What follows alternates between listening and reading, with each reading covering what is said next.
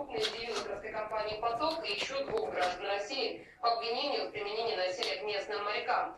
Комментарии от самих задержанных по поводу инцидента пока не поступали. В настоящее время сотрудники российского ГУР изложили город Северный, где в местном полицейском участке находится задержанный бизнесмен.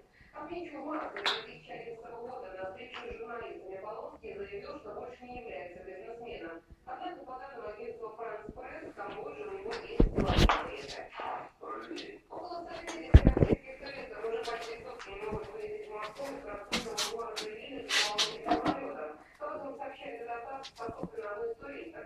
Самолет АТ-119, принадлежащий татарским авиалиниям, прибыл еще накануне. Он должен был отправиться в Москву в 16:30 по местному времени. Однако в итоге самолет не смог вылететь в Москве на орденной заполонке.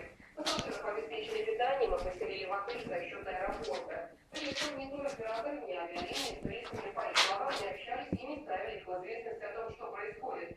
Позднее выяснилось, что за россиянами в ближайшее время из Москвы вышли в Новый год. У резиденции